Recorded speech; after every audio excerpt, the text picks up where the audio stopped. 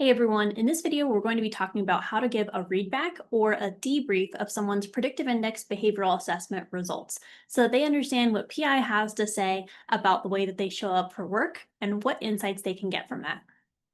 So before you give a readback, a couple of basic ground rules. We want you to be conversational. So it's great to start out with an opener such as, I'd like to give you some feedback about your PI results, or did you get a chance to read your report? What did you think? Let's talk about what your PI says about you.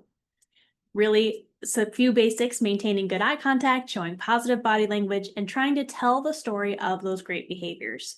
When telling the story, don't say the words A, B, C, D, A over B, sigmas, norms.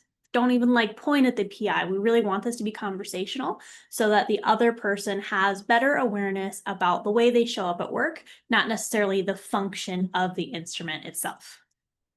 All right, a couple of questions that you want to be asking throughout this readback process to make it a conversation.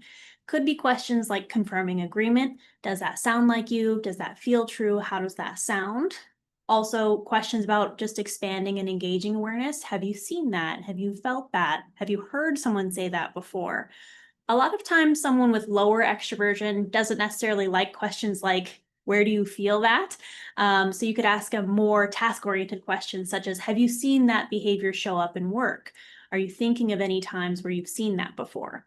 And when talking about their self-concept and how they might be adapting, or if they have questions about how this applies to their role, you can ask them questions such as, do you feel yourself spending energy on that? Have you gotten feedback about this behavior as it applies to your role? Where do you see this showing up? Okay, so in terms of giving a PI readback, I always prepare by looking at the factor combinations first. So when giving a readback, you want to cover all 6 factor combos in rank order and say you are generally, very, or extremely behavior, task oriented. So we don't want to say you have 3 sigmas of A over C. We want to say you are extremely proactive, or your results indicate you're extremely proactive. What I mean by that is, and then give a short example, which would be the descriptors you find in your toolkit. You are very quick to get things done. You respond well to pressure.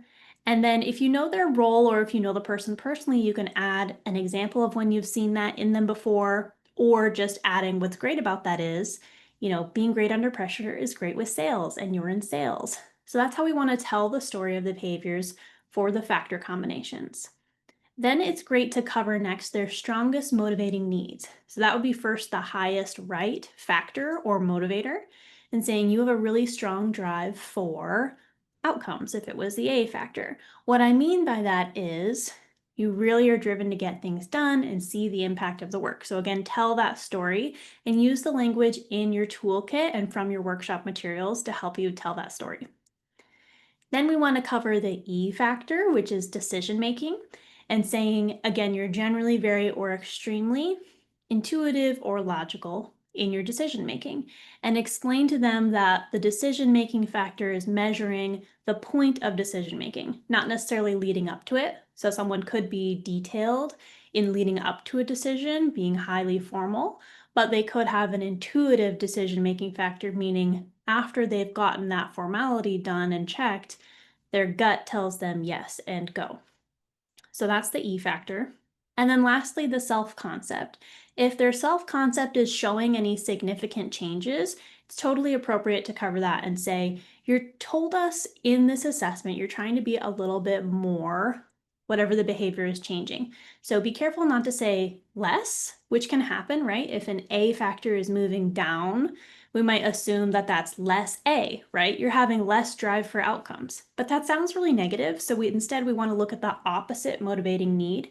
So we can say they're trying to be more of something because that feels better.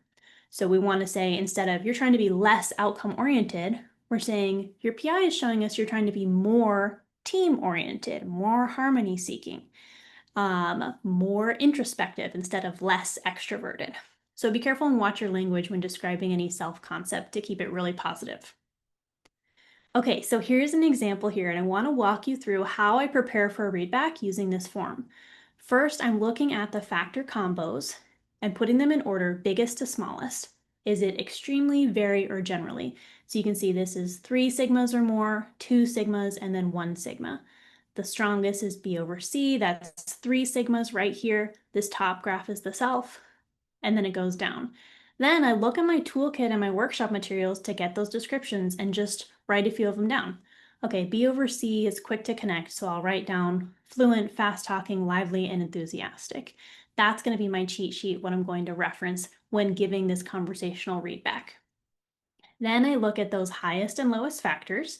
So for John, it's extroversion and then low patience. So we're saying the high drive is opportunities to interact and influence.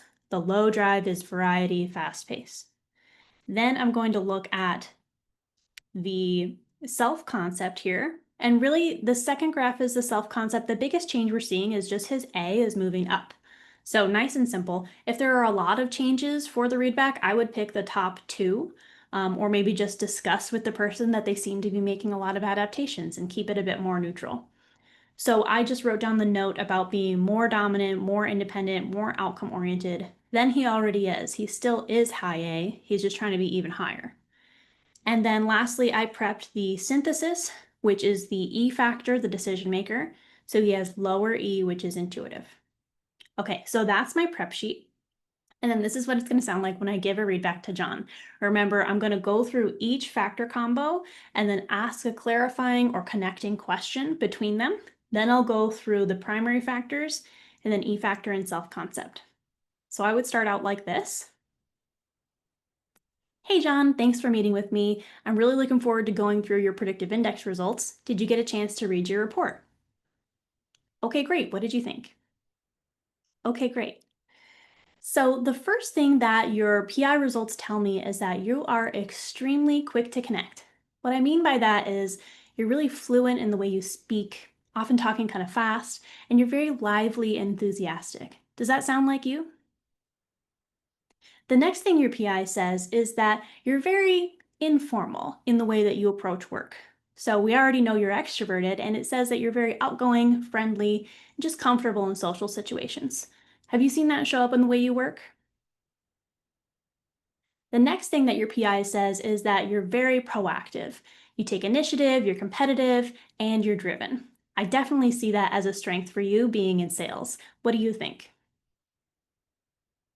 All right, the next thing that your PI says about you is that you're really comfortable with risk.